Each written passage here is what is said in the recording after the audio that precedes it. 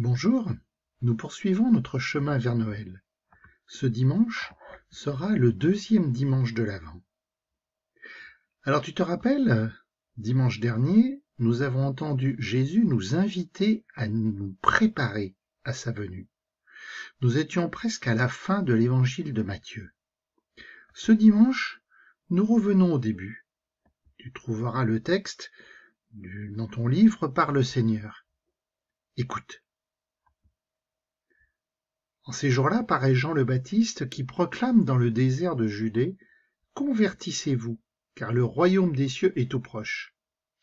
Jean est celui que désignait la parole prononcée par le prophète Isaïe. Voix de celui qui crie dans le désert « Préparez le chemin du Seigneur, rendez droits ses sentiers ». Lui, Jean, portait un vêtement de poil de chameau et une ceinture de cuir autour des reins. Il avait pour nourriture des sauterelles et du miel sauvage. Alors dans cette petite intro, on nous présente Jean le Baptiste.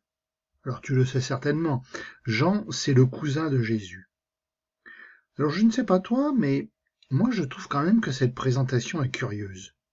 Il y a beaucoup d'insistance, beaucoup de détails. Très probablement, ça doit avoir son importance.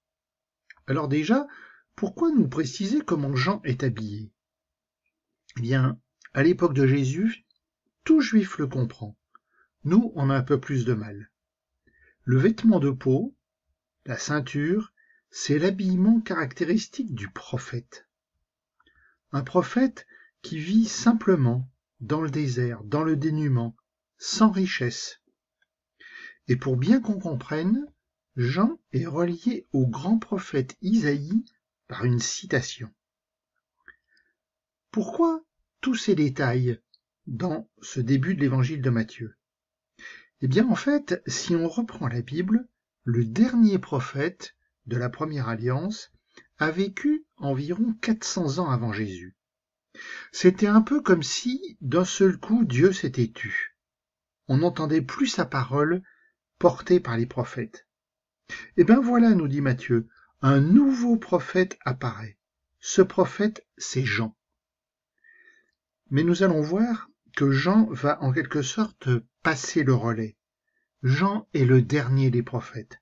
Désormais, il n'y en aura plus besoin.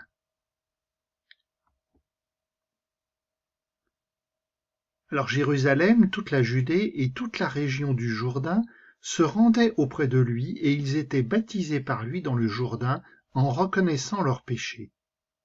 Voyant beaucoup de pharisiens et de sadducéens se présenter à son baptême, il leur dit « Engeance de vipères, qui vous a appris à fuir la colère qui vient? Produisez donc un fruit digne de la conversion. N'allez pas dire en vous-même « Nous avons Abraham pour père », car je vous le dis, des pierres que voici, Dieu peut faire surgir des enfants à Abraham. Déjà la cognée se trouve à la racine des arbres. Tout arbre qui ne produit pas de bons fruits va être coupé et jeté au feu. Moi je vous baptise dans l'eau en vue de la conversion. Mais celui qui vient derrière moi est plus fort que moi, et je ne suis pas digne de lui retirer ses sandales. Lui vous baptisera dans l'Esprit Saint et le feu. Il tient dans sa main la pelle à vanner. Il va nettoyer son aire à battre le blé, et il amassera son grain dans le grenier. Quant à la paille, il la brûlera au feu qui ne s'éteint pas. Alors je sais pas toi, mais alors moi je pense que la parole de Jean doit sacrement retentir, doit sacrement bousculer, parce qu'on a l'impression finalement que le pays tout entier se déplace pour venir à sa rencontre. Et Jean propose un baptême. C'est pour cela d'ailleurs qu'on va le surnommer Jean le Baptiste.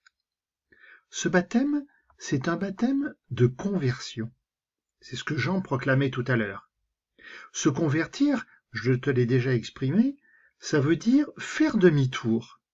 Ma vie, elle est dans une direction, je prends la direction opposée.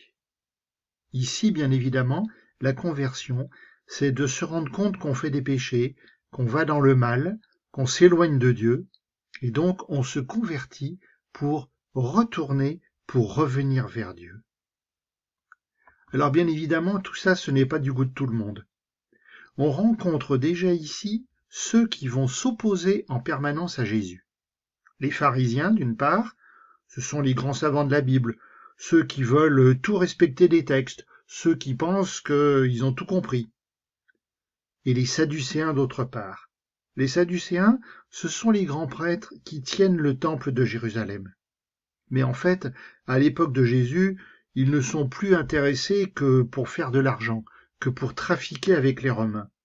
Finalement, pour eux, être prêtre de Dieu, c'est devenu quelque chose de bien loin. Eh bien, Jean va les secouer vachement. On retrouve des images que Jésus a employées la semaine dernière.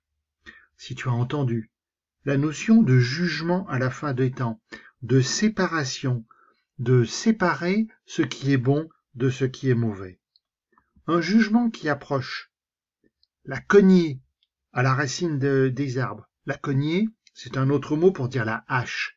C'est-à-dire on est prêt à couper les arbres qui ne sont plus bons, qui ne donnent pas des fruits. La pelle à vanner, eh bien vanner, c'est ce qu'on faisait autrefois pour séparer le grain de la paille. Une fois qu'on avait fait la récolte du blé ou d'autres céréales, à un endroit, on prenait une grande pelle, on jetait la céréale en l'air, le grain qui est lourd retombait tout de suite au sol, et la paille qui est beaucoup plus légère s'envolait avec le vent. Donc là aussi, tu vois, il y a cette image de séparer ce qui est bon de ce qui est mauvais. Jean annonce donc la venue de Jésus, et il l'annonce en fait de deux manières. Bien évidemment, il annonce un Jésus qui va arriver tout de suite. L'épisode d'évangile qui va suivre ce texte, c'est Jésus qui va venir pour recevoir le baptême. Mais Jean annonce beaucoup plus loin la venue de Jésus à la fin des temps. On en avait déjà parlé la semaine dernière. Et un Jésus qui nous donne le baptême. Mais un baptême cette fois qui n'est plus seulement un baptême d'eau, qui n'est plus seulement un baptême pour se nettoyer de ses péchés. Cette fois ce baptême, dans l'Esprit Saint et le feu, c'est le baptême pour entrer dans le royaume de Dieu. Alors, mettons-nous sur les pas de Jean-Baptiste ? Jésus, Dieu ton Père nous a envoyé Saint Jean-Baptiste pour annoncer ta venue. Jésus, tu ne laisses manquer de rien celui qui te cherche. Alors, aide-moi à marcher dans les pas de Jean-Baptiste. Aide-moi à avoir toujours foi en toi. Aide-moi à rester toujours proche de ceux qui m'entourent. Jésus, que je proclame sans cesse ton message d'amour, que je chante sans cesse tes louanges. Amen.